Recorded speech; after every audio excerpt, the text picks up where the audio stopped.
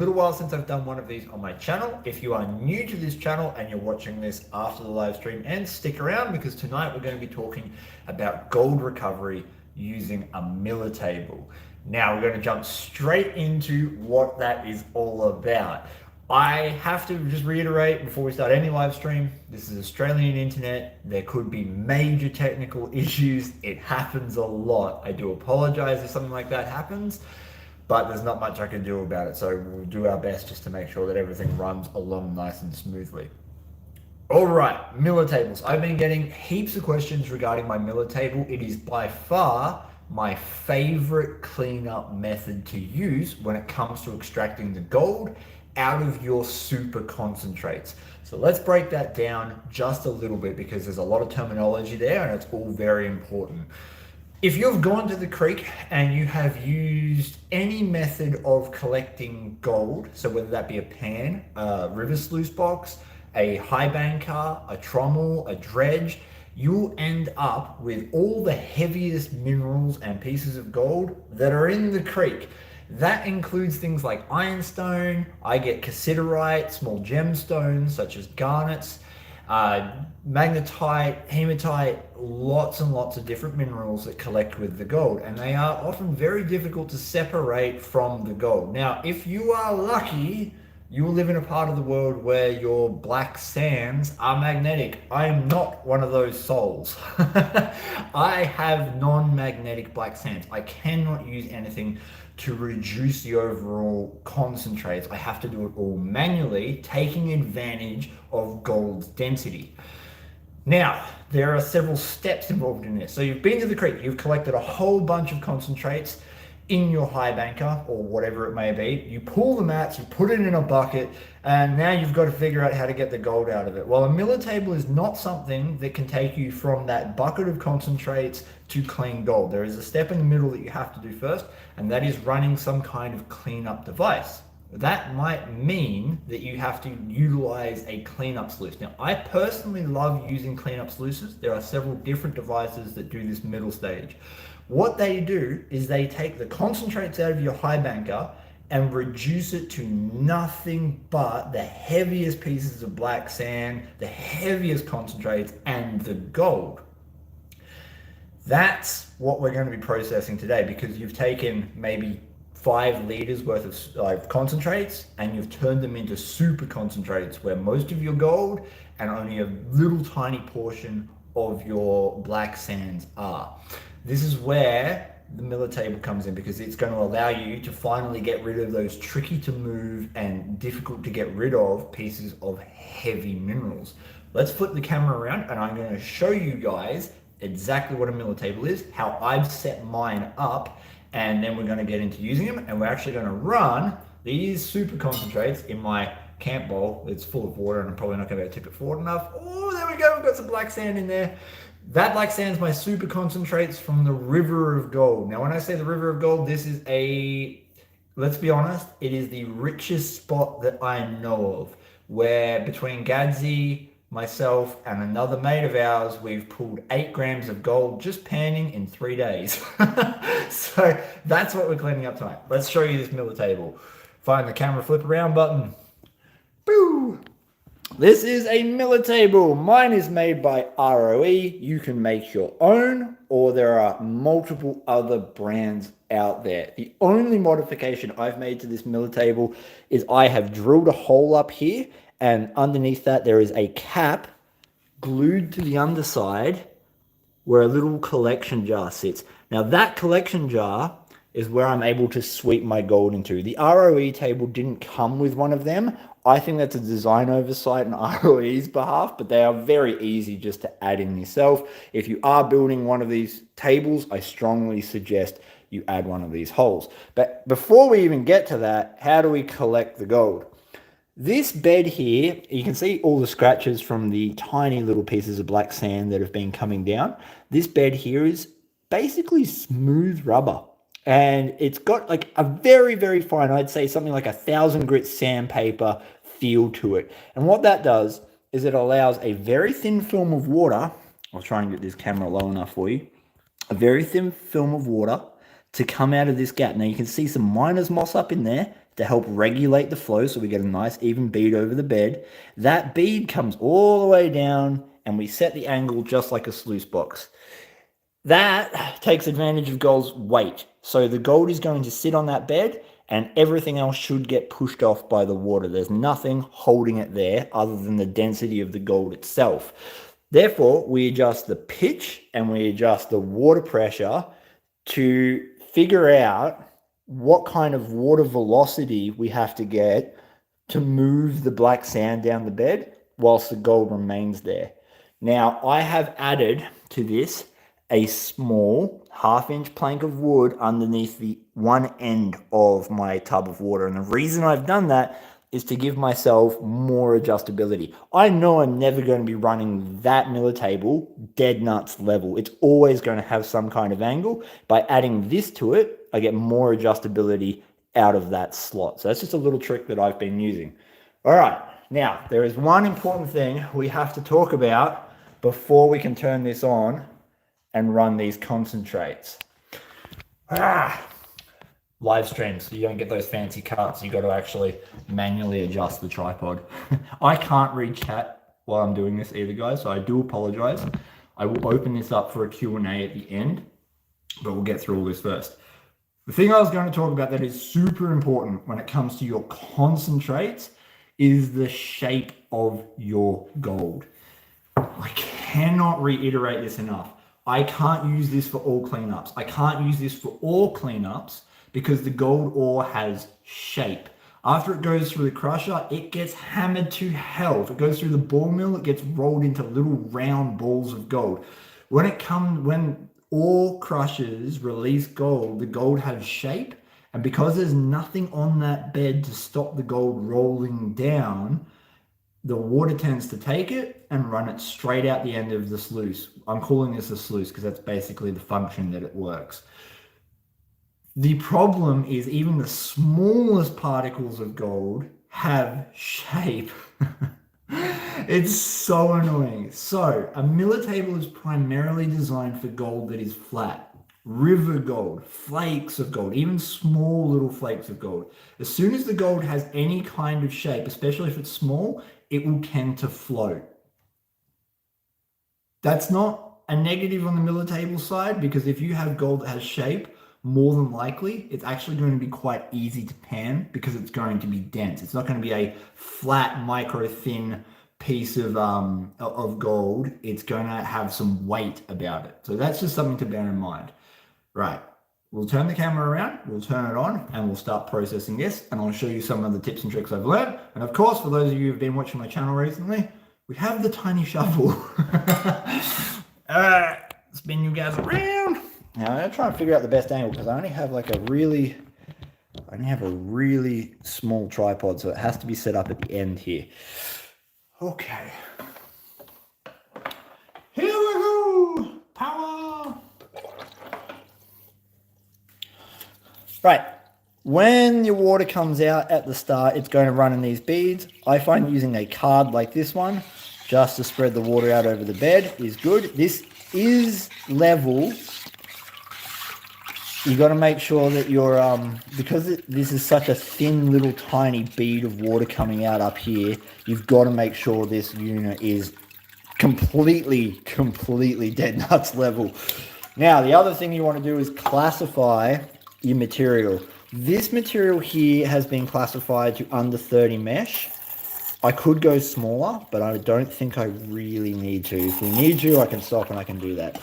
We're going to run one tiny shovel's worth at a time. So that's about a teaspoon. And this is why I said you really need to make sure that you have done that super concentrated step.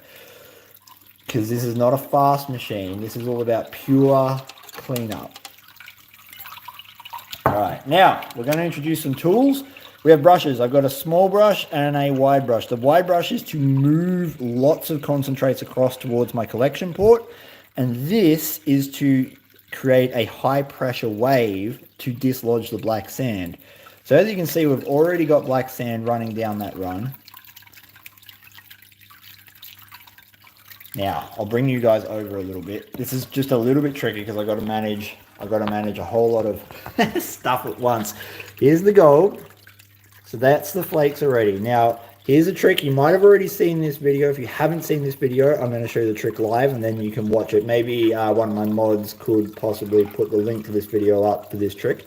You don't really want to touch the black sand because when you touch it, even though it moves it away, the brush offers the water an opportunity to dip down and pick the gold up and run it straight down the end of the run.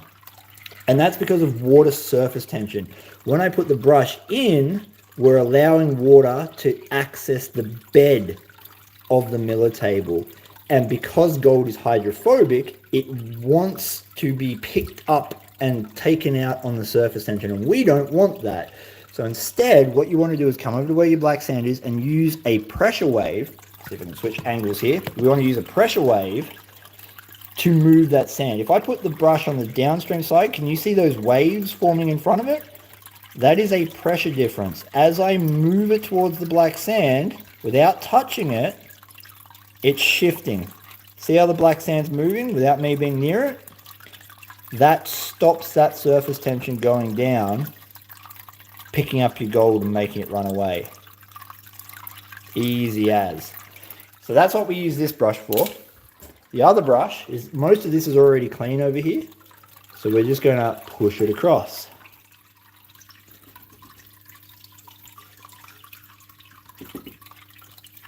Just like that. Look at the gold. This was just from panning too, guys. This was a really good little session. We found a spot. It was probably 100 pieces of pan.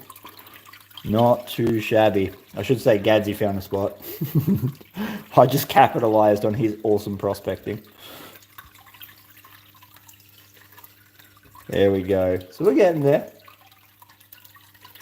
So all I'm doing now is moving the gold to be in line with this hole. Now, there will be a little bit of black sand in here, but remember, you can run it again. This is the whole idea. It's all about working in levels. So you've taken your concentrates out of the creek. You've then super concentrated them using a cleanup sluice. You then run them through the miller table maybe twice, and you'll have 100% pure clean gold. This is how I clean my gold for when I go to sell it.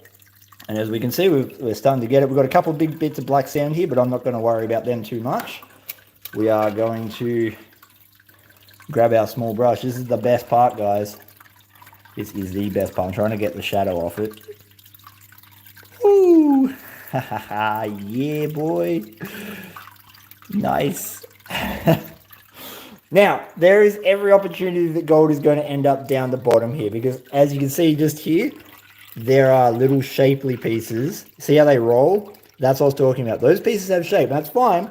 It's going to go into my collection tub. It's going to get run through the next cleanup sluice session and added back to doing this again. I'm just going to set the tripod up for a second so I can concentrate and actually get this done. So this is going to get very ASMR-y for a little bit. I said we will open this up to a Q&A in a bit. And if you've got questions about prospecting or you've got questions about miller tables or whatever it might be, you'll have an opportunity to do that. Is that? Nah, it's a gemstone. Oh yeah, we're about to do a big bit. Ooh, so much gold. That was from one little teaspoon too, just absolutely unreal. One tiny little teaspoon, all that gold. Now you can add a safety riffle to this as well. I know Dan Hurd runs like a bead of silicon or something across there, acts as a riffle, so if you do get any escapees, you can collect them. But remember, because you're doing the cleanups at home, you can run these concentrates as many times as you need to collect the gold. And therefore, I don't think it's really necessary. I'm a bit more about efficiency than accuracy when it comes to this, because the gold's never going to go anywhere. It's always going to be in a little tub just there, and I can run it through next time. And obviously on a live stream, I've got a few things to manage all at once, and that makes it a little bit tricky to be like totally accurate.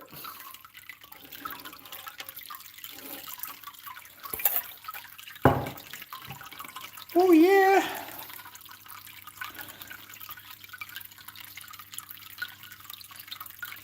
So normally I would do this on days where I'm trying to recover from either being in the bush or exercising too much.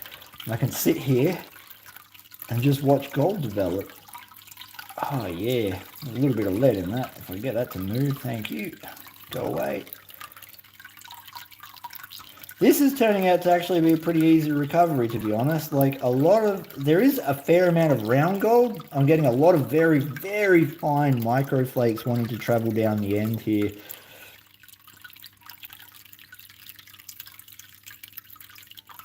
Slightly annoying, but what can you do? That's why we have a collection container. Alright, let's see if I can move you up this end and be able to see it. That's the only thing. Stupid short tripod. What if I put you in? Oh my god, I could do that. Okay, that is super precarious, but now you've got front row seats. Don't fall off.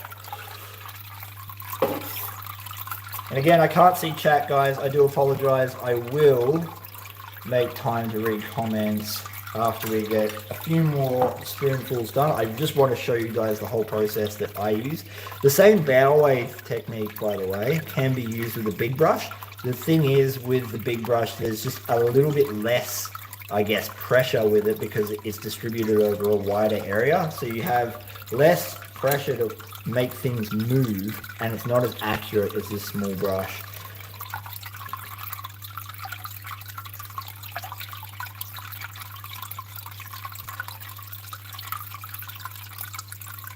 And it might look a bit different on camera. There is a lot of mica in this water, and that will come up looking very gold on camera. So don't freak out too much if it looks like a lot of gold's running down there. It's more than likely the mica. It's actually very clear in real life which bits are gold and which bits aren't.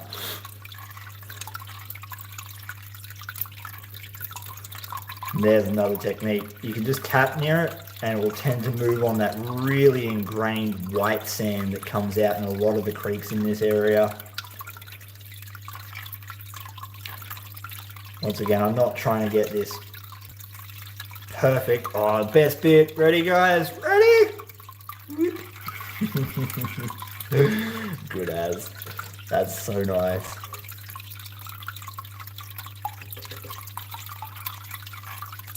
And the wider brush definitely helps move particles of gold around without causing, again, it comes down to that same sort of principle I was talking about earlier. This creates more pressure than this does. So moving gold around the table, there's less chance of it with a big brush, the surface tension dipping down and taking some of your gold down the end of the run. I'm kind of having to invent terminology for this thing because there really isn't that much terminology that I've been able to find for it.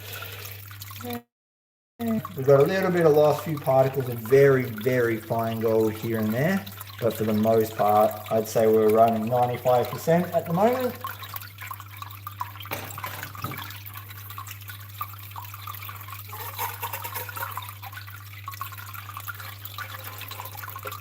Right, this will be the last one I do for this live stream. And then we'll get to the questions and answers.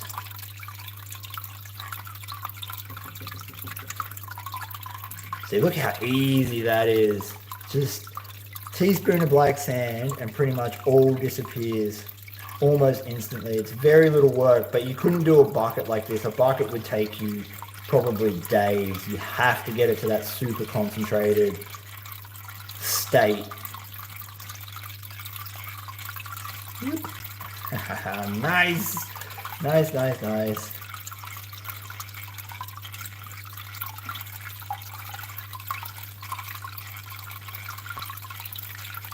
Oh, there's so much really fine rolly gold.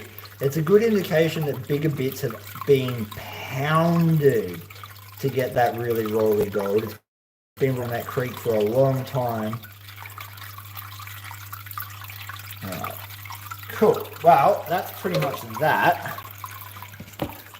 Now, we have a little bit left. Most of our gold will actually still be in there. It's very difficult to pick gold up with your tiny shovel in any kind of situation. That's why we use yabby pumps on the creek. It doesn't matter if you're Zorro with a shovel. You need some kind of suction, like from a snuffer bottle or a yabby pump to get that last bit of gold up off the bottom. Most of our gold will still be in there. Having said that, we've got to check out the gold that is in our jar. Just make sure. Sometimes you get some little pieces sticking on the lip because I didn't drill the hole particularly straight. Spud engineering at its finest.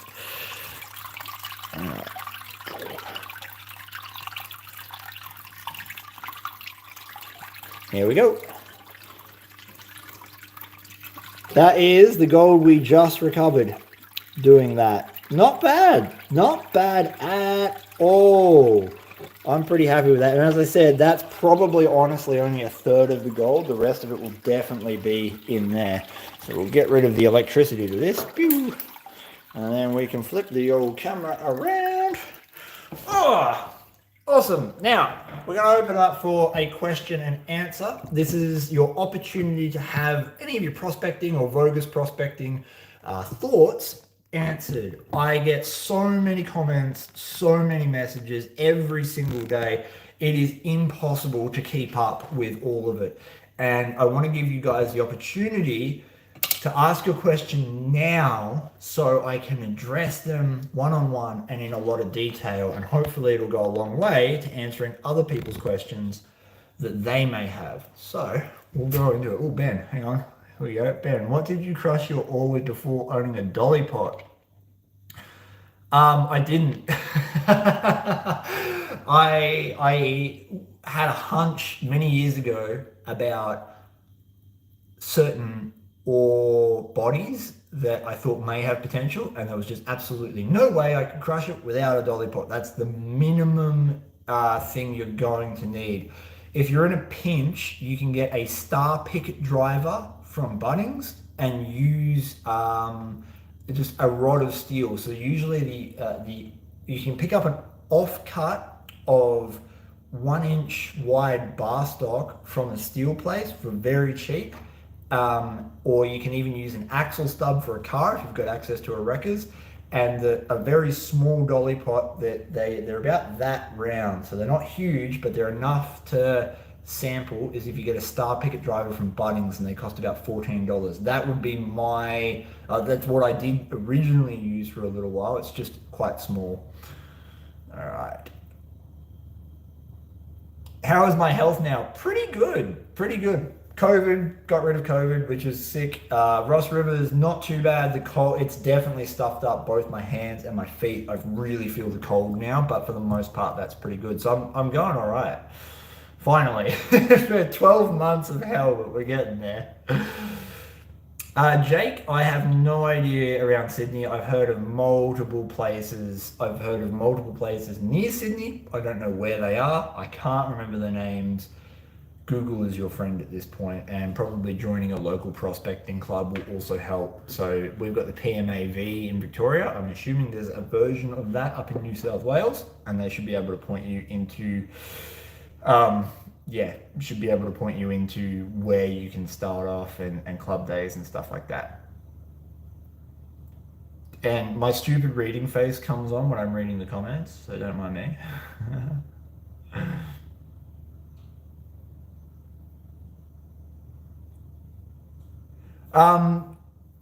Jared, would I think that's how I pronounce it. Yeah, Jared, would a Mine Lab Gold Monster be okay for the goldfields in Western Australia? No. The short answer is no. Gold monsters are designed to hunt shallow ground that is not necessarily very mineralized. I'm not saying they won't work.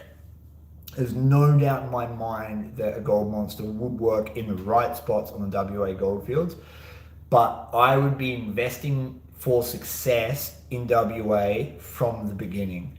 If a gold monster is going to cost you $1,000, I would aim to get a second-hand SDC for probably 2,300 or 23 for an SDC 2300. A second-hand one will run you around 3,500. So I know it's a significantly greater investment on your behalf, but it's better than investing $1,000 for a detector that has a really limited bandwidth of use. And an SDC, you're going to be able to take on most of the gold fields in WA, and you have a chance then of pinning bigger, deeper nuggets. That would be my opinion if I was in your shoes. I get that budgets play a really big part in something like that, and it's probably worth mentioning in that case that if a gold monster is all you can afford and you've been saving up for a really long time, there's no harm in doing it. Just be aware that they are specifically designed to hunt things like mullet piles and shallow ground. And when I say that, I mean like ground that's very close to the bedrock, within say 4 inches of the bedrock. And you're also looking for areas that aren't stupidly mineralized, which a lot of the WA goldfields are. Not everywhere, but a lot are. That's hopefully that helps. I don't want to discourage you from buying it because it is a good machine.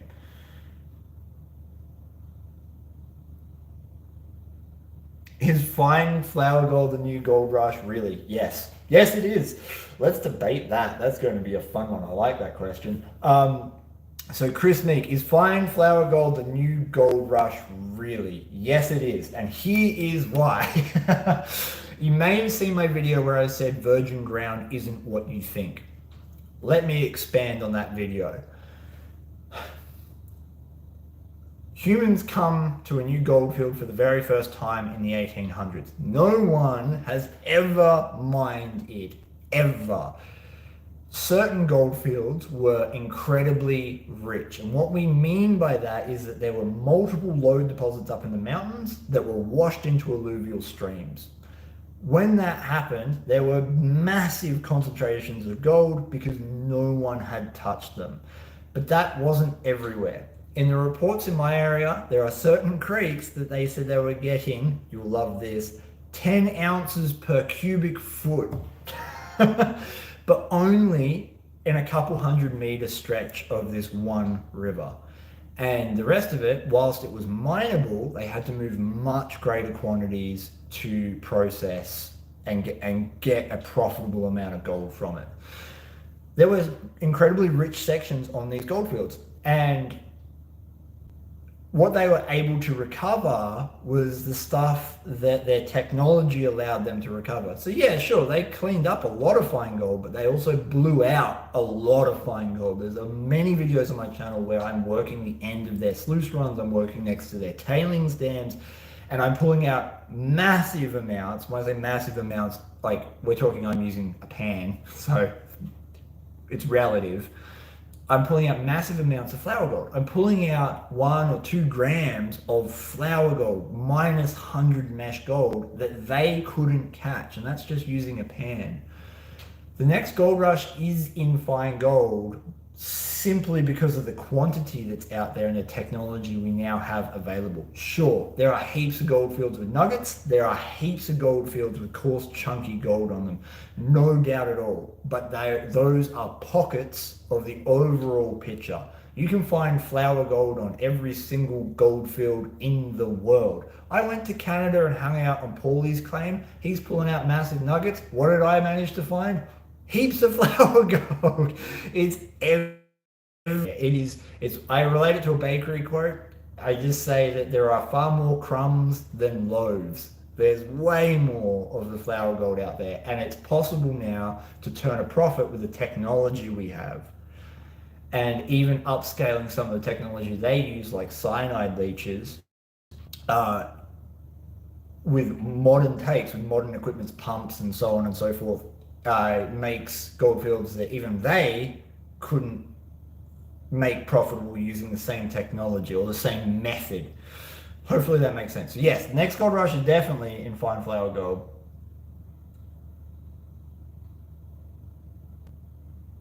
Pit Slayer, man, when I got COVID, I never lost my lung capacity, not one bit. It was like 3 bad days. And when I say bad, mild, really freaking mild. Like, it was not comfortable. There was one day where I wasn't happy, but I had actual influenza 12 months ago, and that was 10 times worse. I was in bed, couldn't move. Influenza was bad, but yeah, this was all right.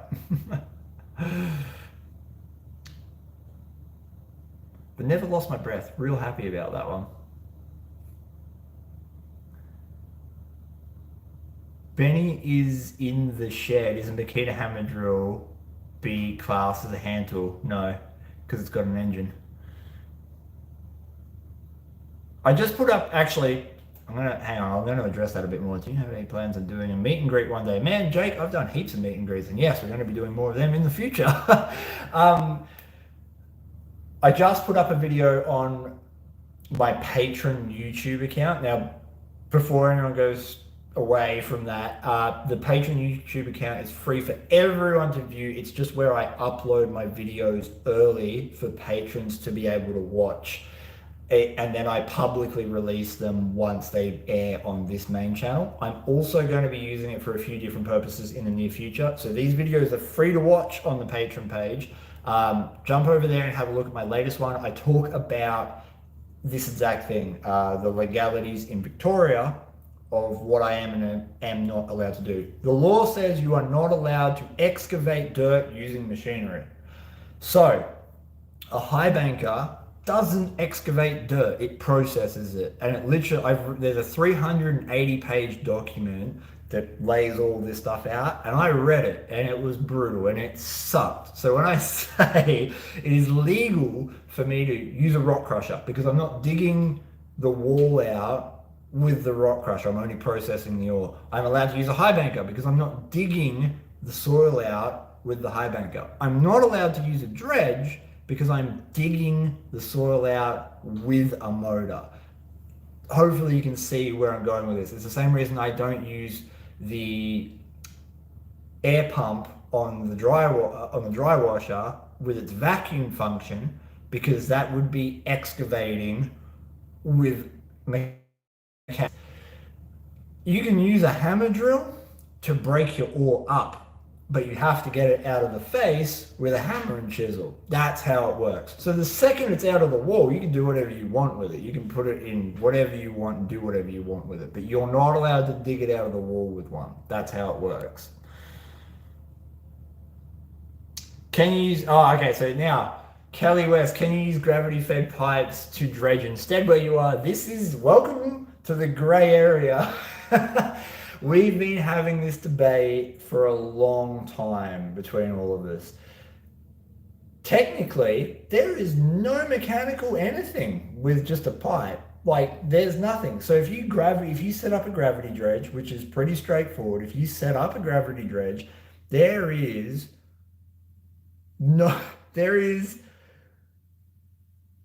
nothing that's assisting you in moving the dirt. It's all still done by hand. But I don't want to be the guinea pig to test it, because the last thing I want to do is go on camera, set up a gravity dredge, which technically is legal, and then have someone be like, oh, that's dredging, you're not allowed to do that because you're moving it, like some definition of mechanical or whatever. You know, lawyers get tricky. I don't want to be the guinea pig. I don't want to be the guinea pig that puts myself in the firing line for that. So technically, from my understanding of it, yes, we could gravity dredge, but I'm not going to do it. I'm going to wait for someone else to do it. We're going to go right down to the bottom for a second. I probably won't see everyone's questions, just FYI. And we will, if I don't get to your question, I do apologize. I'm just trying to answer them as I see them come up.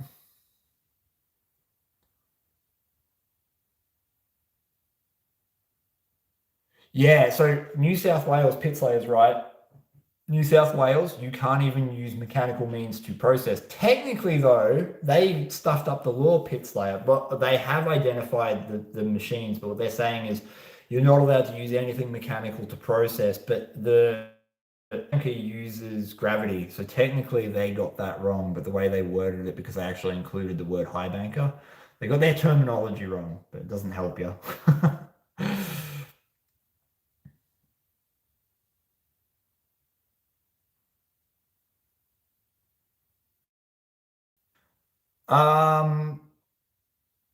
Wayne Stringer, what's the biggest gold nugget I found with the detector? The most I found was 17. No. Yes. No. 19. It was 19 in one hole. Mick and I just found 10 in a hole a couple days ago, or maybe a week ago now, but they didn't add up to much weight. There was just a lot of specimen gold. The biggest single solid piece I found with the detector was 3.8 grams. The biggest specimen we found with a metal detector was an entire ore body, which was literally a fault zone.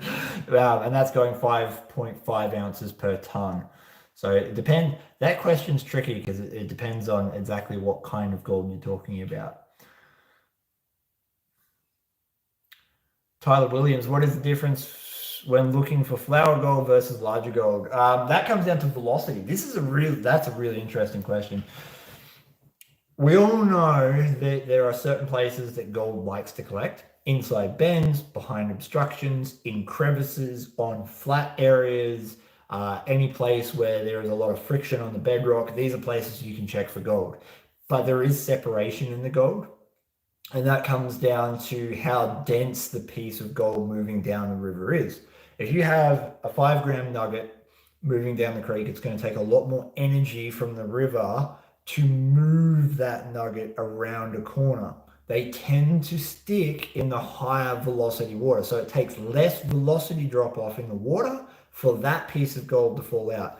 So say, I'm going to use some random ass numbers here. Don't take this as gospel. Say the river's moving at 10, the big 5-gram nugget might drop out of the flow at 8. Whereas a piece of flower gold that's minus 50 mesh, the river might have to drop to 2 before it drops out. And that's where you get your separation lines. Your biggest pieces are going to want to go straight, and then all your medium pieces are going to start turning on one arc, and then all your really fine gold's going to start turning on another arc, and they're also going to be at different levels. Some gold never leaves the stream bed. Some gold is always in contact with the bedrock or the gravel on the bottom of the creek or the clay or whatever the false bottom is.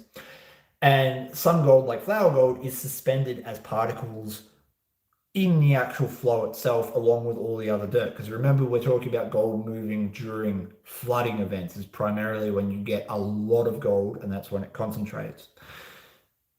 Now, those arcs can be really close together because it might go from 10 to 2 in that much room. That's like, it can do it so quickly. So your pay streak's really narrow, right? And then it depends on where it drops out along that length. And that's going to come down to velocity again. So say that 5-gram is right on the edge, right on the fast water, it's able to keep tumbling for quite a while on the inside bend before it drops out, or maybe it drops out really quickly because the pressure drops off really quickly at the start of the inside bend. What I'm trying to get at is that there are different arcs for the gold, and traditionally speaking, you're going to find more of your gold closer to the your bigger gold closer to the fast water, and you're going to find more of the fine gold further into your inside bend. Again, pay streaks can be micro thin. They can be like an inch wide, or as we found on the River of Gold the other day, it can be a couple of meters wide, depending on how the river flooded. Hopefully that helps. But yeah, fast water, big gold, slower water, small gold.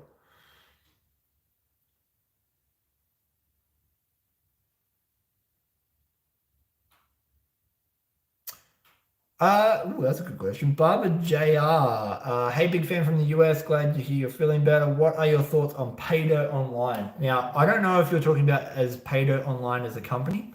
I am very uninitiated in the world of which companies are reputable. I strongly suggest watching Clash Guitars for Pay Dirt reviews.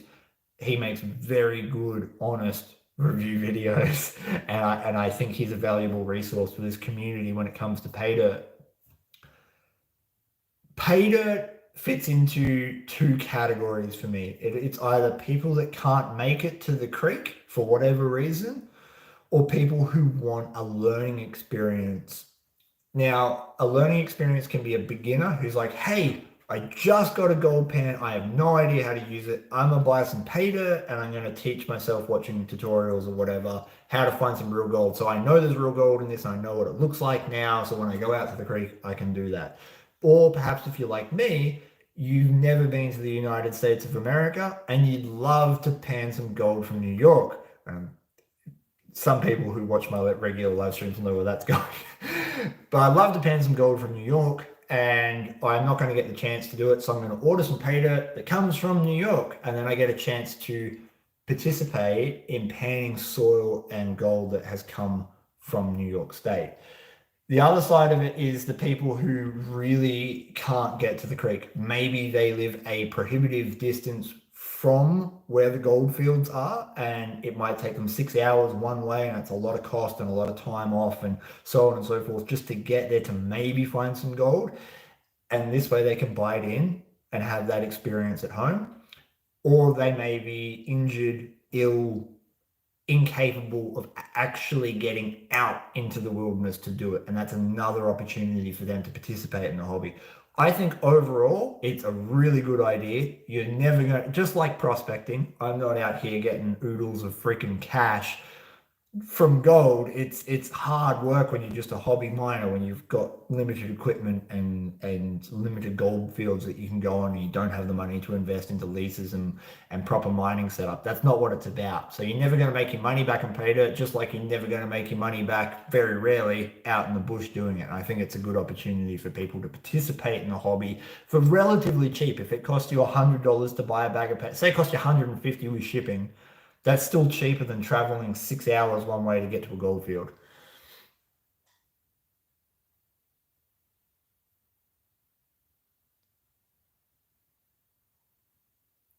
Michael, oh, okay, we're going to go down really quickly.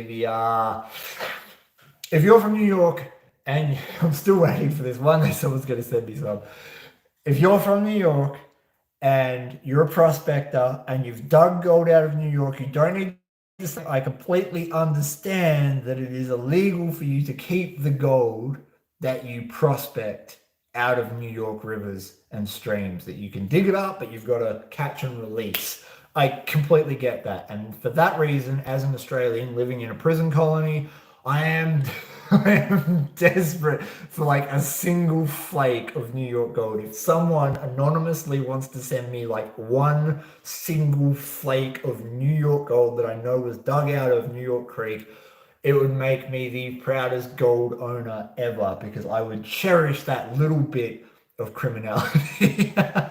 Like, stuff you, government or queen or whoever's in charge of that ridiculous law. Yes, illegal New York gold. That's the one.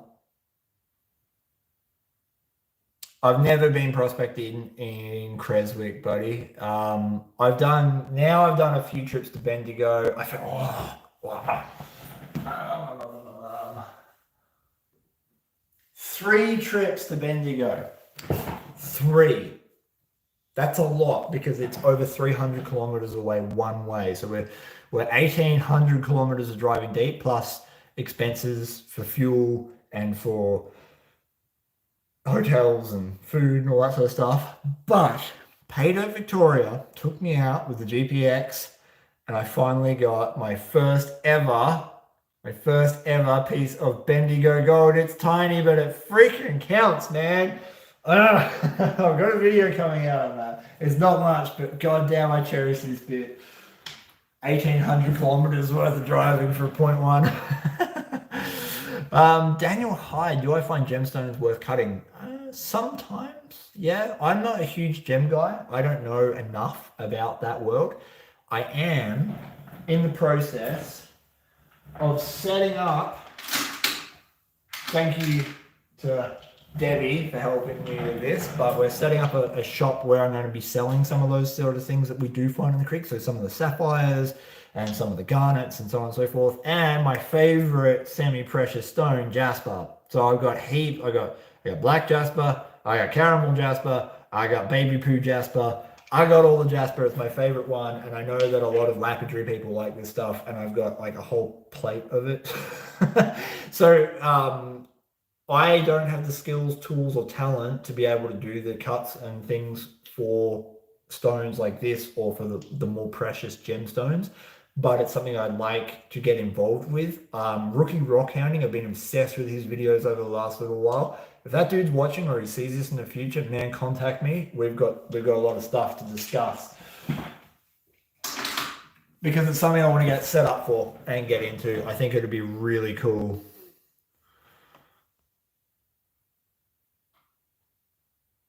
Jasper NFTs, Gansy. Oh my god. Oh. Just a photo of Jasper and then we NFT it. Yep, that'd be great. 7 grams per session here where I prospect. Damn, dude. Far out. Yeah, it's not bad. Gary S. Chiltern. Hey, Chris, looks like I am fashionably late yet again. Oh, Mike, I'd almost be up for that. Michael, I will send you some, but you have to put it back in the river so you know how we feel. Can we make that happen? If you send me some New York gold, if you send me some illegal New York gold and film you digging, no, because I don't want you to get in trouble. Ah, this is tricky, but yeah. I catch and release just so I could have it for a little bit.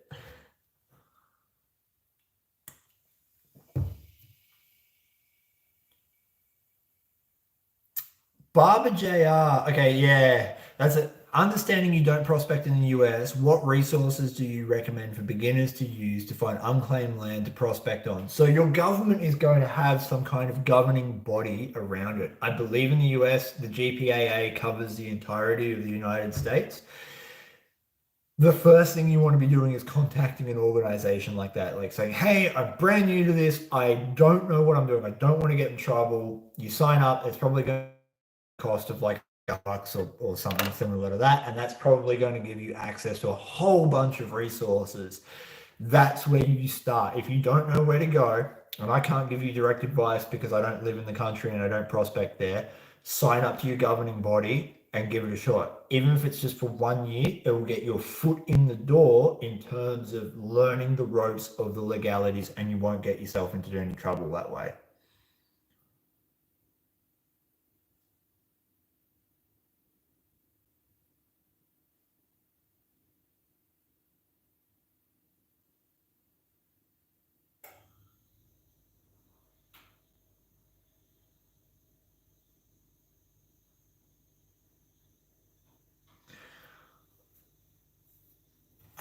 Anita, I've never used the Sluice Goose Gold Trap to clean anything. I've never even heard of that one. If you could link something, that'd be cool. I'd watch that.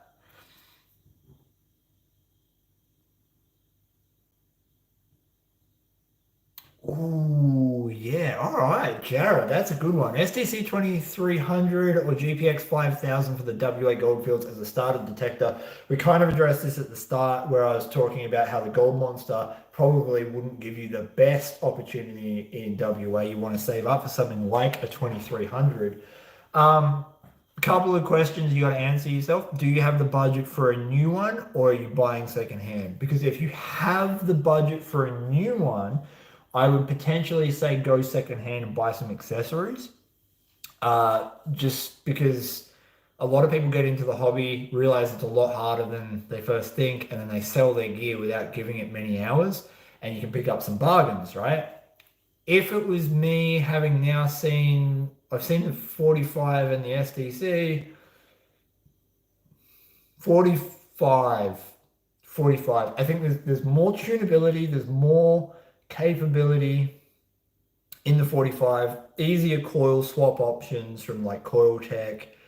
Yeah, 45. If it was me, I'd go secondhand and try and pick up like some extra coils and maybe even like a steel phase booster for the same sort of price, and that way you put yourself in the best possible position to succeed. And then definitely put a little bit of budget aside if you have never done it before to go and get some training from someone who knows what they're doing. I'm sure in WA there's a lot of outfitting groups that will be able to give you some pointers. Advice over equipment every day of the week. You may have seen the videos where I've literally panned gold nuggets using a bowl like this. You don't need gear, you need experience, and you can get experience from other people. So instead of starting at zero, where you haven't got any experience whatsoever, you can take advantage of some of these courses and the experience of seasoned prospects, put you in a better position to have luck with the equipment that you do have. That's what I would suggest. Michael Dawson, yeah, it's free. Drop bear season just ended, bro.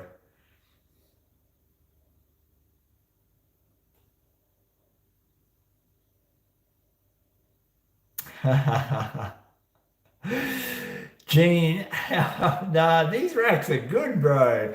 Yes, hey, Chris, how big are those little vials on the top shelf behind you? They look very precarious up there. I'll make you a rack.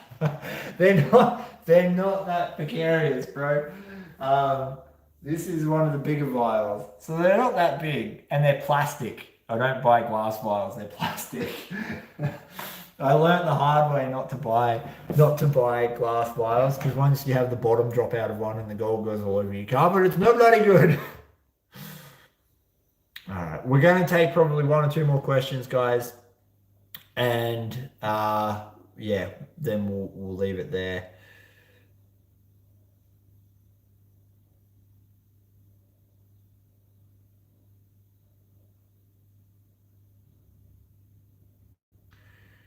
MK Visa, during floods and winter times, do you mainly look for older riverbeds to prospect in or further up on the banks from the flooded creeks?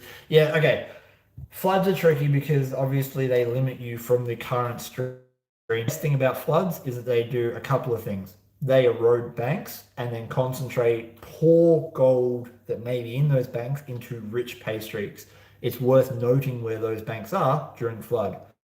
Generally speaking, here in Australia, floods don't last for, in Victoria, Queensland, I'm sorry, but in Victoria, generally floods don't last for more than a couple of days, maybe a week at the most in the flood. So it's pretty quick. You go out, you see where it's eroding, then as soon as it goes down, you can get in there. Obviously, in other parts of the world, flooding happens over a season, so there's a lot more time to wait. And if it was me in those stages, I would be hunting for older riverbeds. That would be the key. I would be hunting for erosion gutters that are happening across old riverbeds. Because in my experience, when we found them, they are sometimes stupidly rich in gold and quite easy to access and work. Take any opportunity where you're not able to do what you would normally do and do something that you've been thinking about. That's how you're going to learn as a prospector. That's how you're going to accidentally kick over a good big deposit. Don't be afraid to get away from the creek. The creek was not always running there. It was somewhere else well before humans were even a thought. And there's going to be gold there. It's just up to you to get away from that easy gold and go looking for the harder, yet often more rewarding deposits.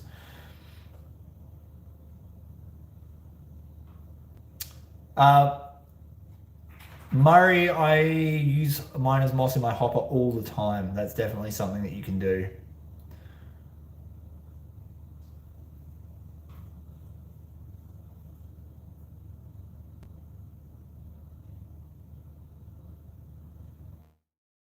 Stuart Young, I have no idea what the laws on ground sluices are here in Australia. I know you're not allowed to alter the stream, so you're not allowed to deviate water one way or another. You're not allowed to, you're not allowed to manipulate the current water flow. You're not allowed to do that. You're also not allowed to build structures in there.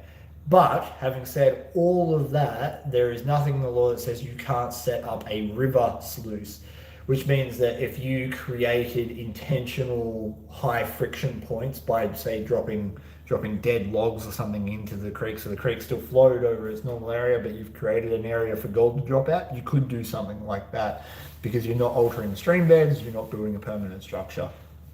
I probably wouldn't suggest that. Matty Hand, new tats, yeah.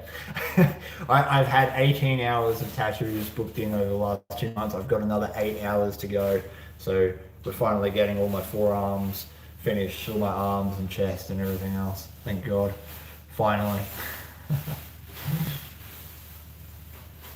right, last one. I'm just going to look for one more question.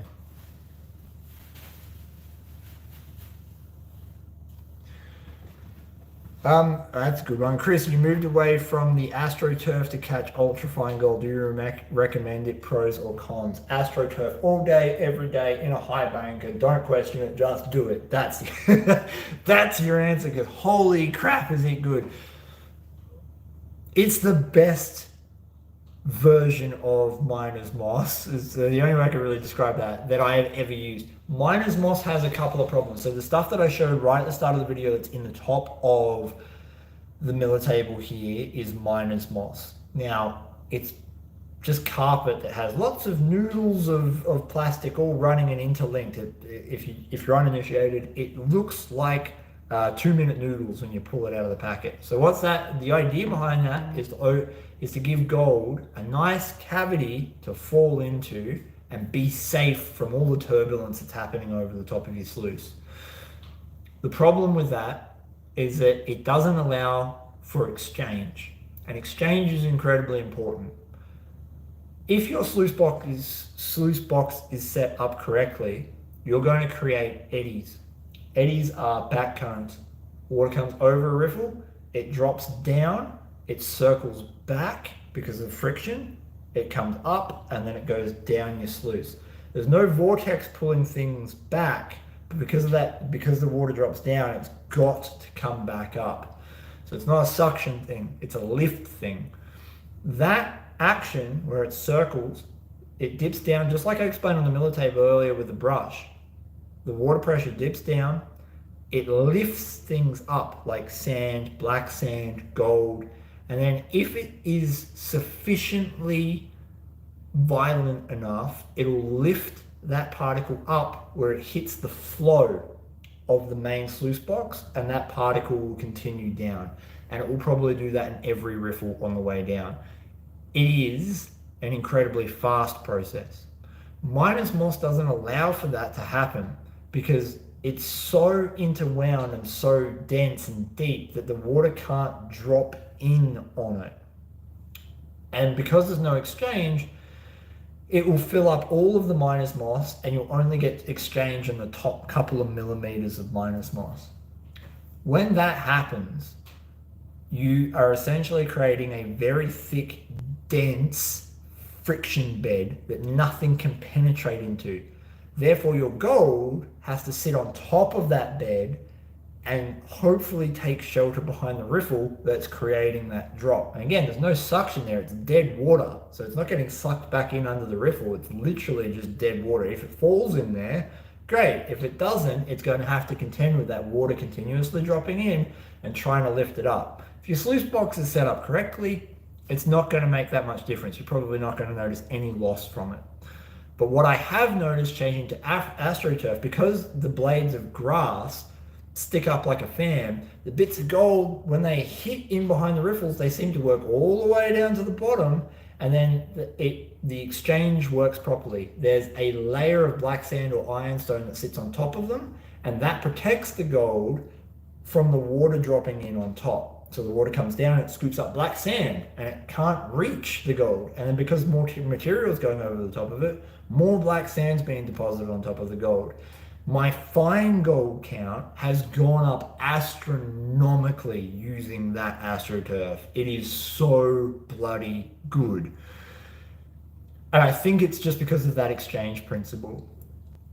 Therefore, I strongly suggest anyone who's using a river sluice, anyone who is using a high banker, to try AstroTurf, even a small section of it in your sluice, to see how it goes for you, because I've found fantastic results and I find it a little bit more forgiving, and I even find I'm taking home less dense, heavy black sand because it's not doing that bogged down thing, because it's always able to exchange. It's getting rid of a lot of the lighter black sands for me. Anyway, I think hopefully that satisfactorily answers that question.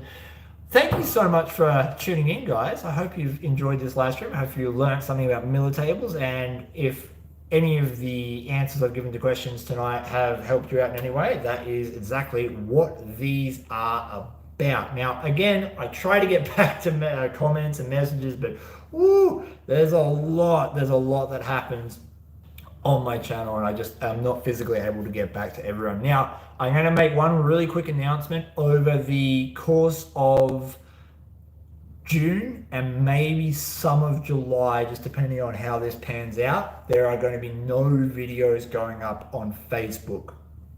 All of the videos, all the main videos are going to be displayed here, and all the content that I'd normally share on Facebook, giving you an update of, hey, this is what we did today, and check out this little thing that aren't big videos, they're just whatever. They'll be up on the Patreon account, obviously completely free for you to go and view those videos over there. You can do that anytime you want over on the Patreon account, but there's some back-end stuff that's going to be happening on Facebook over the next little bit, over the next 4 to 6 weeks, and I expect for videos and whatnot to be going back on there after that point. But I can't wait. I cannot wait to sort of show you guys what we're doing. But 4 to 6 weeks, and then it should be good. So if you want to see any of that Facebook content, those little short videos, jump over to the Patreon YouTube account. Super important because there's going to be heaps and heaps of little exciting clips going up on there. All the main videos will be here every week. We're doing at least 2 videos a week here. All right, on that, my voice is going to hell, so I'm going to go. Have a great night, everyone. Thank you so much for tuning in. Stay safe wherever you are in the world. Make sure you find heaps of freaking gold, and if you don't, have fun doing it. Give your dog a scratch behind the ears for me. I hit that stop button. Bye, guys!